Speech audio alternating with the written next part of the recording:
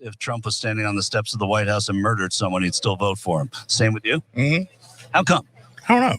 I like Trump. He just got something about him.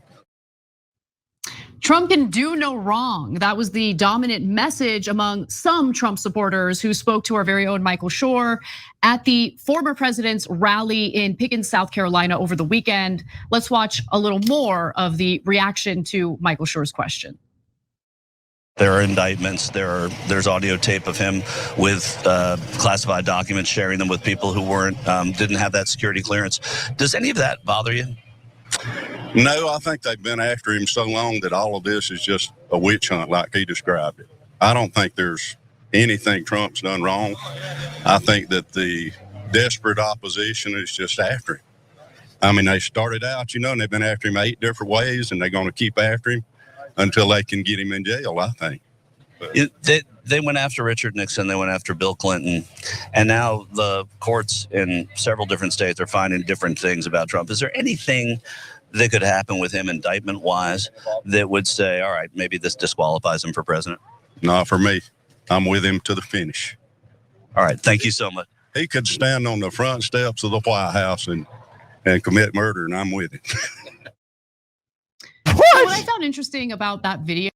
That's so wild because it's like, that's a point of pride for that guy. He's like, this man, he could fuck my wife right in front of me and spit in my mouth, and I'd ask him for second helping. Is on one hand, when he's referring to the Trump indictments, he's kind of repeating what he's heard in right-wing media about how there's no there there, these indictments mean nothing. There's no evidence of him engaging in any wrongdoing. And I do think that that statement is the product of his media filter bubble. However, with that said, he also admits that if Trump committed murder, he would still support him. And so that goes against, what my belief is in regard to most Trump supporters who just, it's not that they support his criminality, it's just that they don't believe his criminality to be true. But in this particular case, clearly this supporter doesn't really care too much about potential criminality or if he literally committed murder, which blows my mind. And the guy before him and a lot more people. So let me give you both sides here because there's reality on both sides. So what do I mean by that? So first of all, having seen a ton of these interacting with Republicans outside of these interviews, but also seeing the whole breadth of the interviews that we do all the time. First of all, not all Republicans think that way. And so it's easy to say, okay, they're all the same, and which by the way, they think of us too, right? And so I have seen slightly more moderate Republicans, and certainly I've seen plenty of Republicans who would say, well, if he was on tape and he killed someone, yeah, that's too much, right? So I'm being fair. Number two, I understand where they're going. I just want to come out here, everybody, and make the case for the moderate Republican for a second. Republicans get a bad rap. You see a few crazy guys, they try and do an insurrection, they steal classified documents, all those kinds of crazy things. But most of them, they're just regular people, they do draw the line at documented, on camera, surveilled murder in cold blood. They're very reasonable people. Outside of that window, you're dealing with an uphill battle. But if it's on camera, no funny business, they're willing to convict.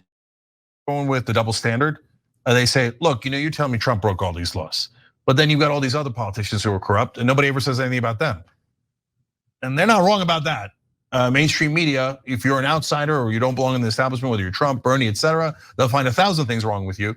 And then the most corrupt people on earth are your mainstream Republicans and Democrats, and mainstream media can't find anything wrong with them. Just can't find it, right? Give me Jack Smith as a prosecutor, I'll get you incredible things that Mitch McConnell's done wrong, Nancy Pelosi's done wrong. So they're not exactly wrong about the double standard. Okay, now having said that, two things jump out at me on the other side. Okay, so one is, look, there used to be something I call the Barkley rule. Charles Barkley would say so many crazy things that eventually it just became a Barkley thing. Like other people would get in trouble and Barkley wouldn't, because you're like, oh, it's just Charles Barkley. So Trump did the same thing, that was easy, right? Charles Barkley could dump a basketball, you never will, Cenk. Then Trump did a new thing that I'll call the Trump rule. He broke so many laws that his own supporters think, Well, it must be persecution. Nobody could have broken that many laws. So they're obviously targeting him. They're targeting him for this. They must be trying to get him. No, they're a little bit trying to get him. And they're mainly Trump broke 1,000 laws because he's a pathological criminal. Yeah, look, I agree with you to a large extent, but I want to emphasize something, because the fact that the Democratic Party put all their weight behind the Russia investigation, which did not play out the way they were hoping it would play out, I think essentially primed Republican voters to disregard any of the other potentially legitimate investigations into potential criminality. You get what I'm saying? I do. And they spent two and a half years on that, and it was endless, right?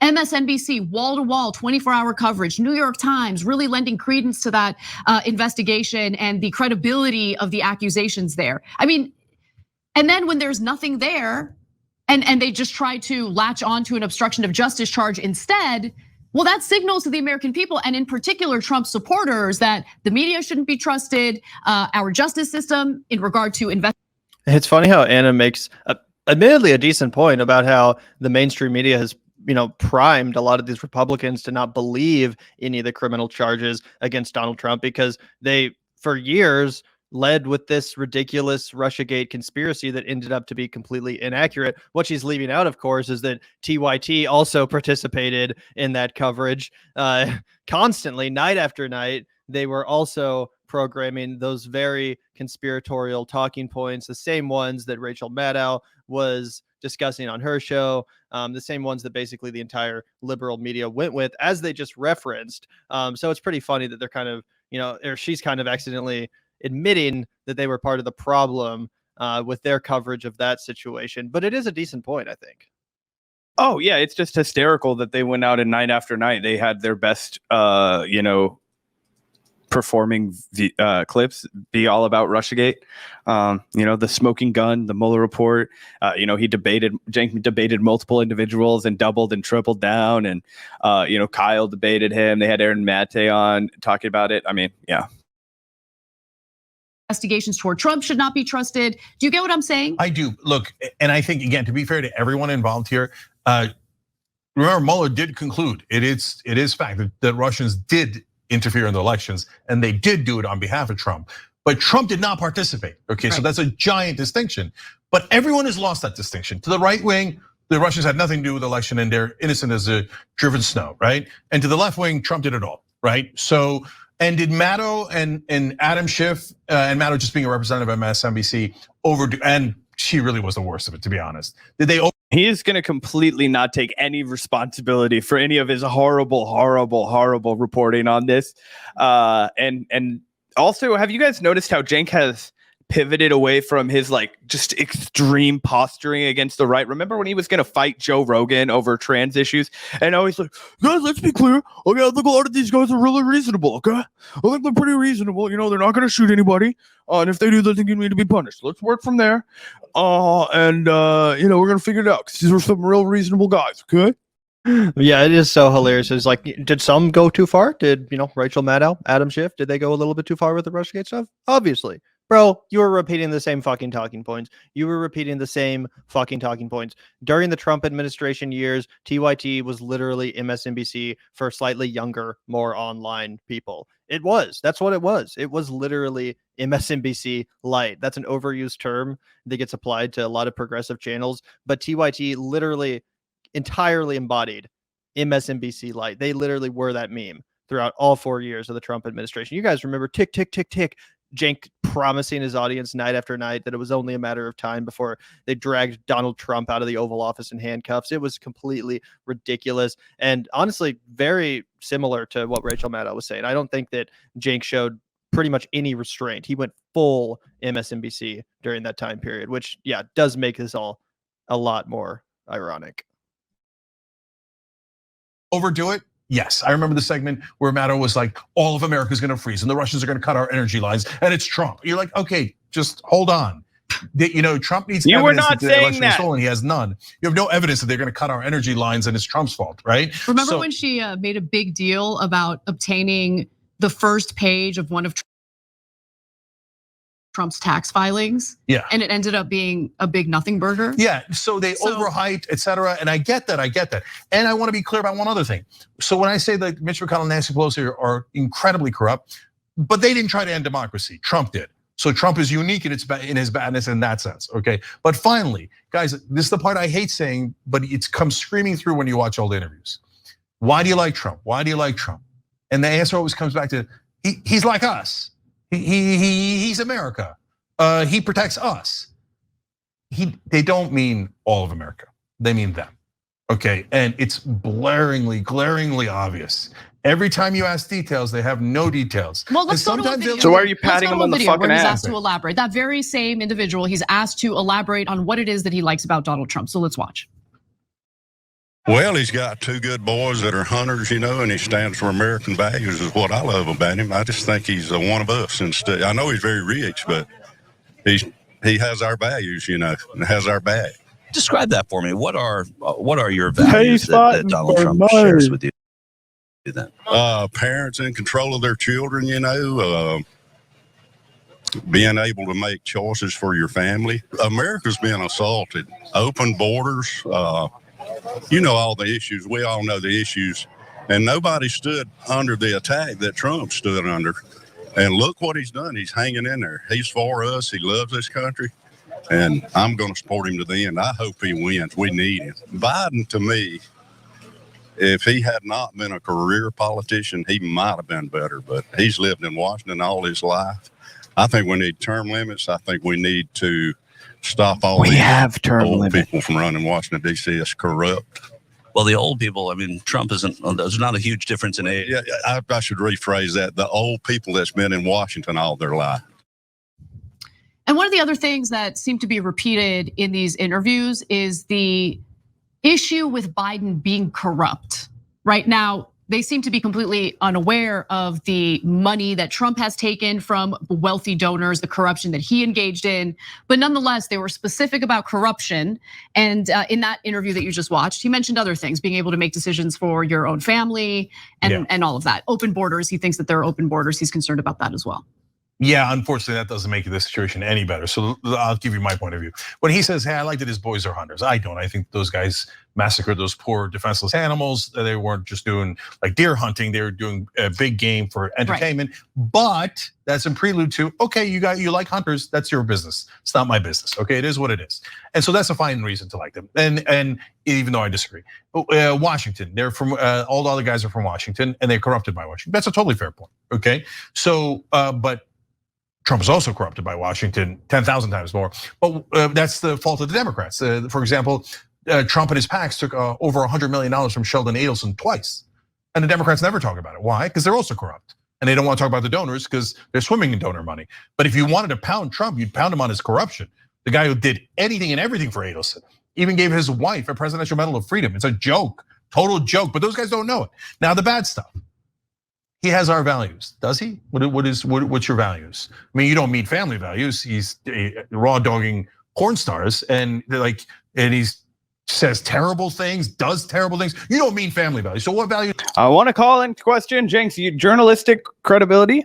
There was no proof that was a raw dog situation. No child was born. What are you talking about? Oh, he believes in putting parents in charge of children. That means I don't like gay people. I'm sorry, that's what it means. That means he wants to be able to make a decision or help.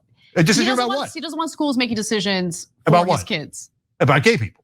It's and racism, right? He doesn't want racism taught. Those are the two issues. Trans kids. Those are the two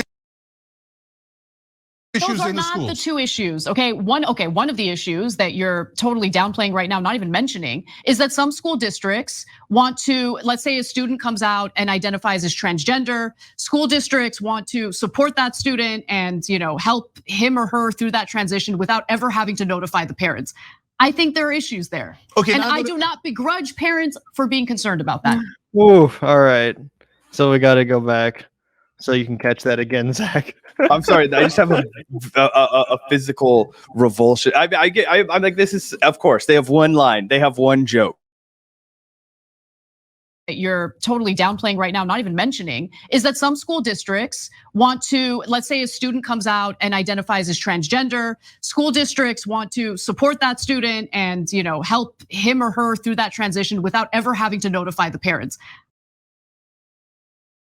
Hold on, no guys, we have to talk about this. I would not stand for this disgusting behavior from schools. Well, oh my God, Anna, what are they doing there? Please tell us. Use your voice and your platform.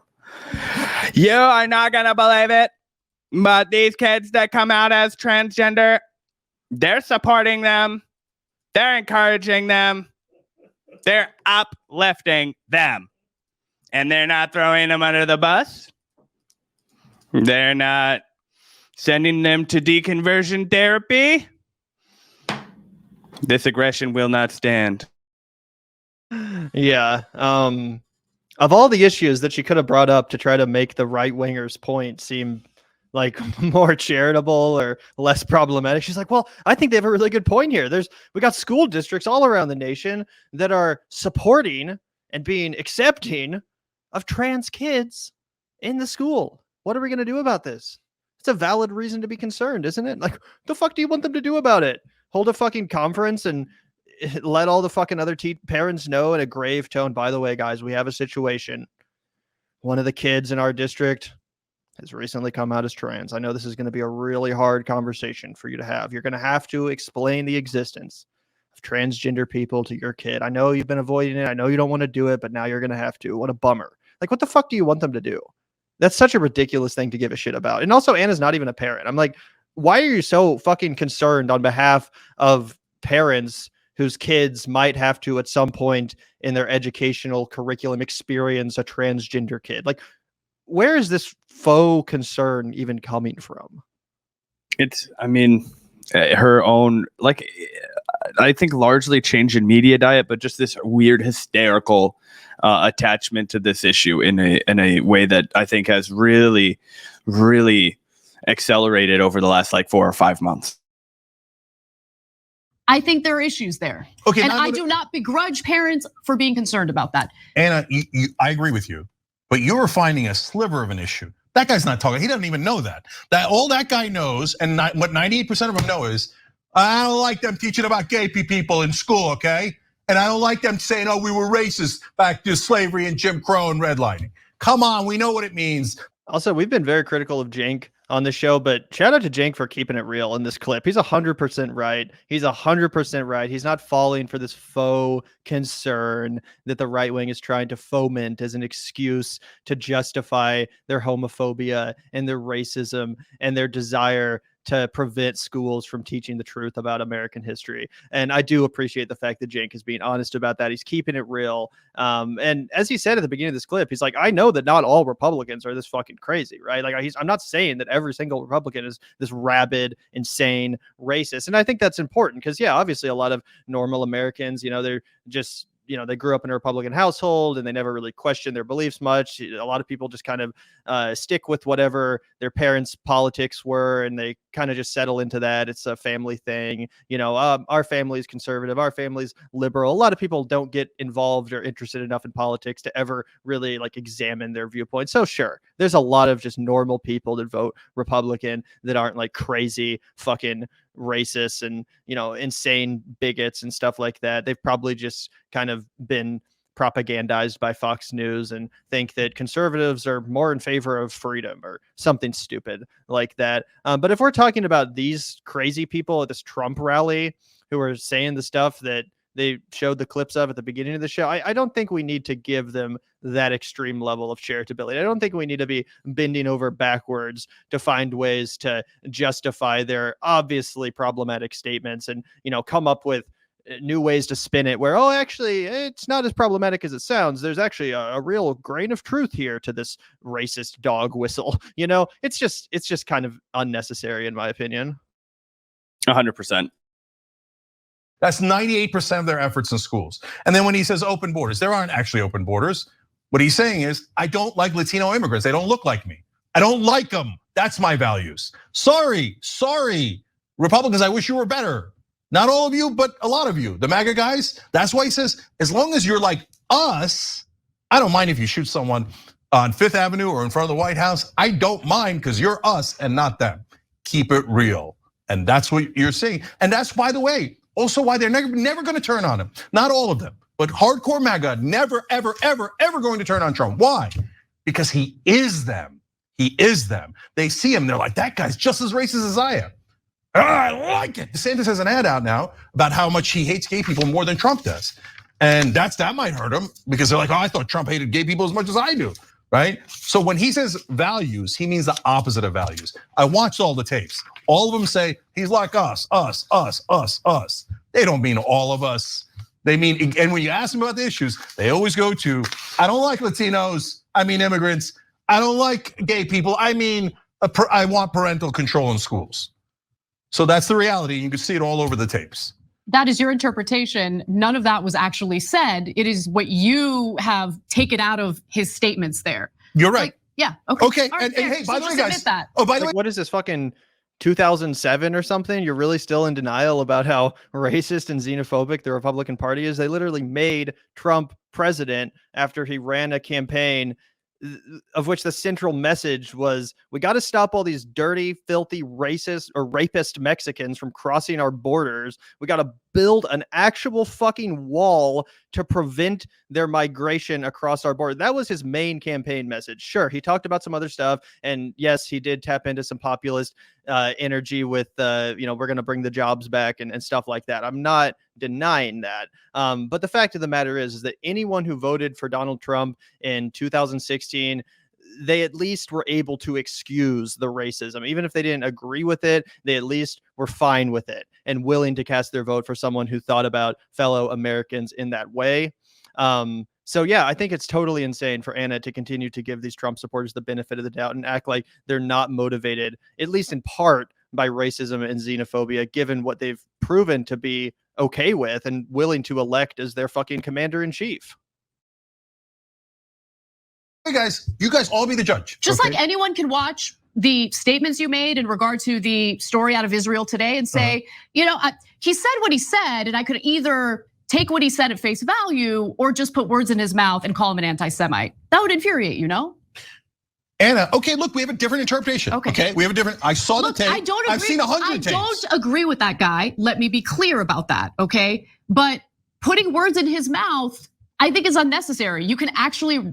And to Anna's point about, well, someone could call you an anti-Semite for having criticism of Israel. If Cenk had vocally supported and endorsed a candidate who was a rabid anti-Semite, like how Trump was incredibly racist and xenophobic, then yeah, I do think that would be fair to say about Cenk. If Cenk was okay with that and he was cool with supporting someone who was genuinely anti-Semitic, then yeah, I would be like, maybe this guy's cool with anti-Semitism. Maybe he is himself anti-Semitic. In the same way, you have to wonder that about people who not just voted for Trump, but literally show up at this guy's fucking rallies and worship him like a god.